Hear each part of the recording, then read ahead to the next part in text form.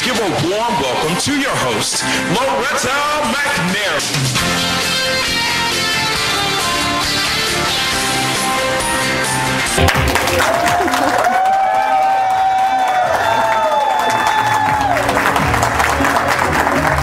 Hello everyone, welcome to the Loretta McNary Show. The show today is one that's going to make you so proud that you either live in Memphis or has lived in Memphis or know somebody who's lived in Memphis, because we have the winner of this area's Feed the Dream winner, and everybody knows Mr. Donald O'Conner. Welcome him to the show.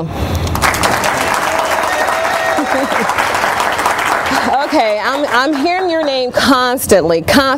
You're making a lot of noise, which is good for us and good for you. So how did you feel when you found out that you were this region's winner of Feed the Dream? I think it was totally exciting.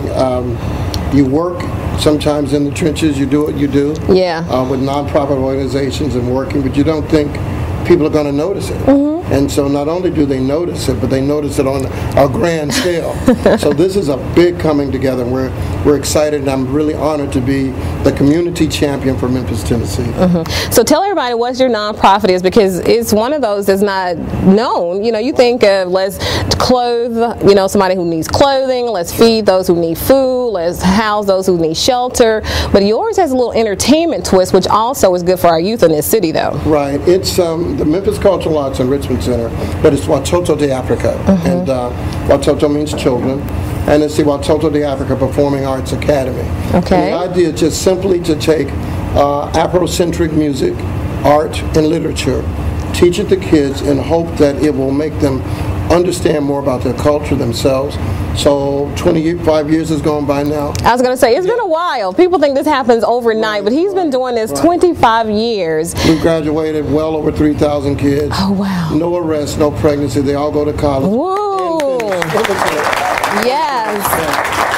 So it's been a labor of love until yeah, and there's a huge, in all studies, I don't care whose study you look at, but there's a huge correlation between youth who have involvement in the cultural arts and those who don't, and it shows you how well they do when they have been exposed to the cultural arts. So, well, particularly with African American children, because the African American music is the only original art form in the United States of America.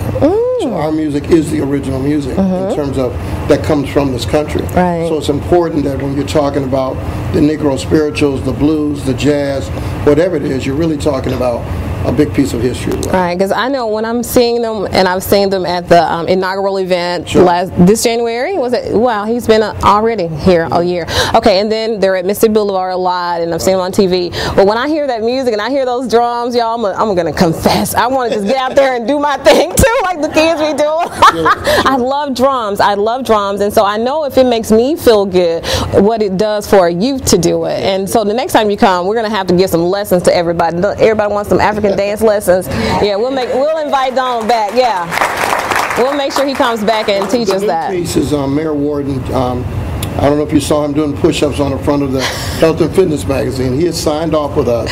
You know what? He challenged me on my own show. We're interviewed there 2 years ago. He challenged me to some push-ups. That's what he does. He's a push-up. Yeah, so I'm like, apparently he does this day and night. Because how are you just going to challenge me? We took the photo and we asked him to be the poster child for something we call Funzercise. So it has been funded by the state. It's been funded by Cummins International. So we're actually taking an exercise program around the city and around the country. For youth or for youth and adults? Oh, for youth.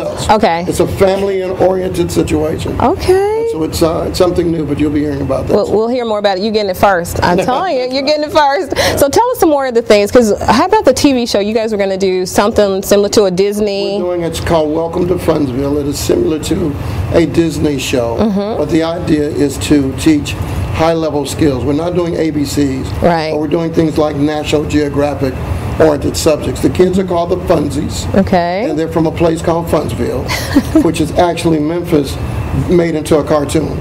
And they teach you all kinds of things, and they travel through the galaxy and all over the world and coming back with very educational kind of ideas. And they're so talented. We are just so blessed to have them here and to have you here. You haven't gone off to easily make it probably bigger and faster in LA or New York somewhere where people really do appreciate the arts.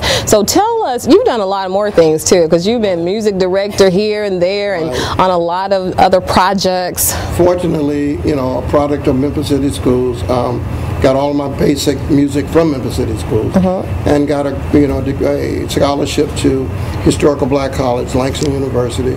Charlie Wilson and all of us were all from the same school. And then that foundation enabled me to work with Quincy Jones and some other people. I think once you work with one sort of superstar person, it opens the door for other people. Okay. So then music director for Al Jarreau, music director for Shaka Kong, and that whole 70s, 80s era of just going in and not only handling their music, but handling their business as well. So that was kind of, how do you get all of these musicians from one city to another? You know what I'm saying? That's I don't know how you juggle all that, yeah. And then keeping the music intact. So it was a wonderful, wonderful experience. I moved back to Memphis, thought I could do something for kids, and was going to do it for a year, and so now it's been 25 years. Oh, wow, what a commitment. Okay, tell us about Feed the Dream. Feeding Dreams. The Feeding Dreams is just a wonderful concept created by General Mills to honor various people like myself who work in the community.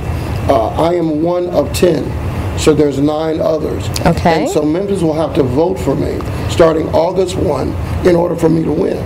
Okay, take notes. Yeah, listen, because he's ours. Right. And there are 9 other people, and you know how Memphis represents. We're going to tell us what we need to do to make sure you win. www.feedingdreams.com. You go on, you vote for me. You can vote every day. You just can't vote twice in the same day.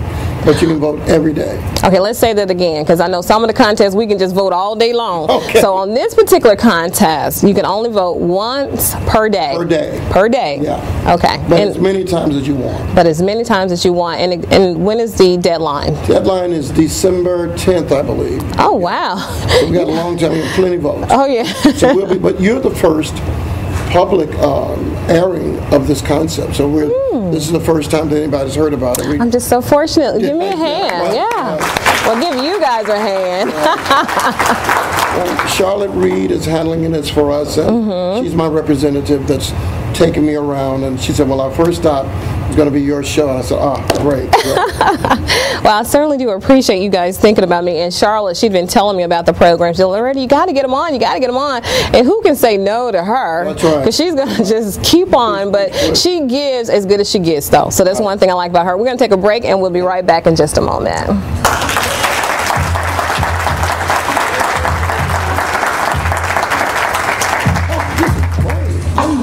In 1990, in Severn, Maryland, the daughter of a clergyman was discovered by a music industry insider while pumping gas at a service station. The odds of her getting signed and spending 11 weeks at #1 on the U.S. singles charts? 1 in 19 million. The odds of this former church choir singer going on to sell 40 million records? 1 in 15 million. The odds of the same woman winning 6 Grammy Awards and starring in 2 Broadway plays? 1 in 75 million.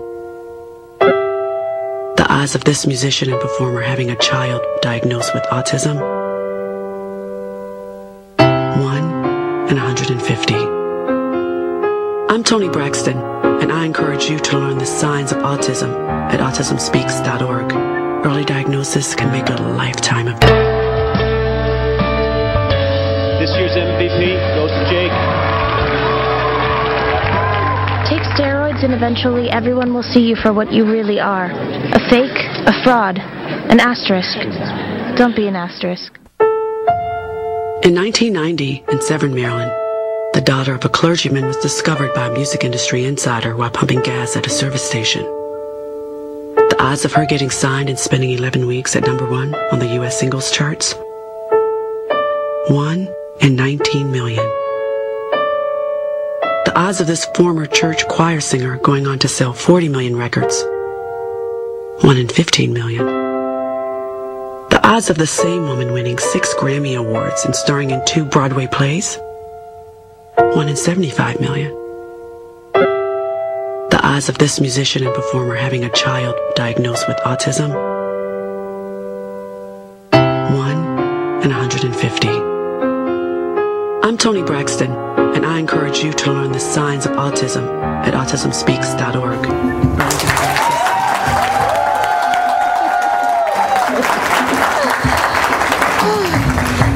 love when I talk to people who can sing and do all the musical stuff, because one day, and I've been telling the audience this many times, I'm not going to do it now, so don't nobody start, plugging your ears, my friends. But I know, right? I can sing. I really can, but I'm not. But I'm just so impressed with, I'm so impressed with people who can sing, because that's one of the, on my bucket list, I'm going to do a performance. And I don't know who's going to be the lucky person that I'm going to perform with, but I'm definitely going to perform. So just to get back to the community aspect of what you do, because you could be doing anything and making millions of dollars, but you chose this route, or it chose you, because sometimes that's more like what happens. So tell some people how they can get involved as a community to help you, because you do this not only for yourself and for the kids, but for Memphis as a whole, because it puts us on a national level. Right. One of the things you can do is, we've just moved to downtown. We're at the corner of Union and Main, which is a prime real estate spot. We're glad to be there. We have one tour that's going out now. We're in partnership with the National Civil Rights Museum. We're touring a piece called Love Everybody. And it is the same kids that are doing the Funzie show have done a national tour. They're going to tour every major civil rights site in the nation. Wow. They'll be 2 years older when they finish.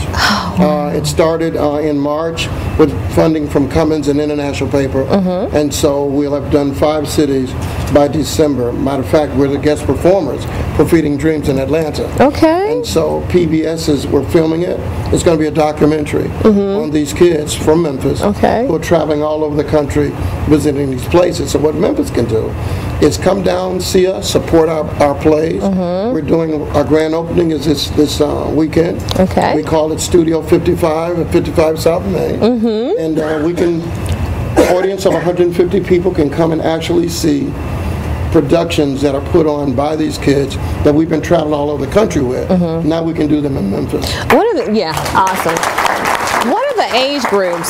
So I know some people, they say, well, I want my child to get involved. We actually started 4 years old. Okay. And what it is, it's not a performing arts program, it's a youth development program that uses the performing arts. So the deal is, you can actually be a great singer and not have it together with the character development, and you won't go far with us. That's true. So it's not about singing with us, it's about your character. It's about building character, building commitment to self-discipline, focused attention. And so a lot of kids come to us who have attention deficits. We're going to be we work very close with Ronald McDonald House with some of those kids. And so we're doing other things in the community, but just using the music. So how do we use the music to get kids to see the rest of the world? How do we use the music to get kids to give back to their community? So the music is just the tool that actually used for these other things that we're trying to develop. Okay, so we have to do that. We really have to support you, and your website is WatotoMemphis.com. Watoto. What's the next performance that you guys have? Don't you do something annually? We're finishing. Our tour finishes in August. We'll be at the Civil Rights Museum every Wednesday and every third Saturday. We will have done. We came to the museum to do 4 shows, and now we've done 30. That's how big this show is.